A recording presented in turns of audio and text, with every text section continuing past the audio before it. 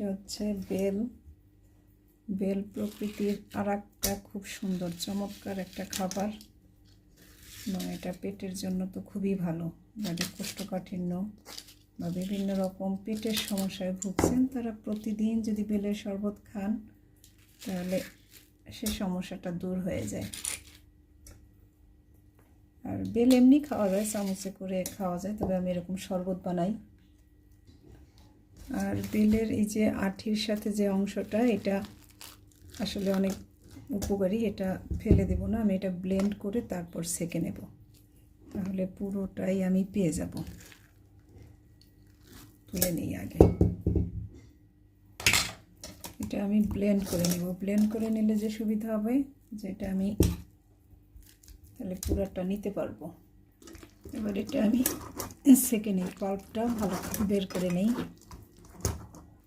এবার এতগুলো তো লাগবে না, আমি একটু ফ্রিজে সংরক্ষণ করব, বাকিটুক দিয়ে শরবত বানাবো।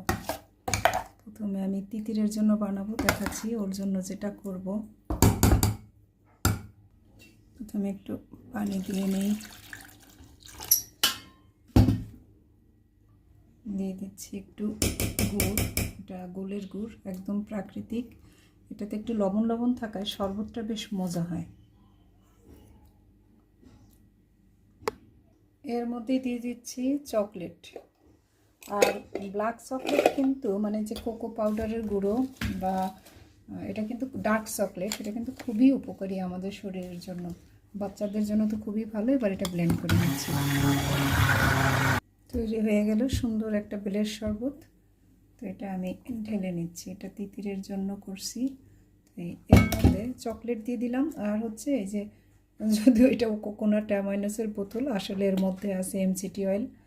আমি ওকে একটু এমসিটি অয়েল দিয়ে দেবো, এইসব না দিলেও চলে, একটু ফোটা ফোটা দিয়ে দিলাম। এটা একদম ব্রেনের একটা খাবার, দারুণ একটা শরবত। বাচ্চাদেরকে এভাবে শরবত দিতে পারেন, বা সামনে রোজা আসতেছে, রোজার সময় ইফতারিতে এরকম বেলের শরবত আপনারা রাখতে পারেন।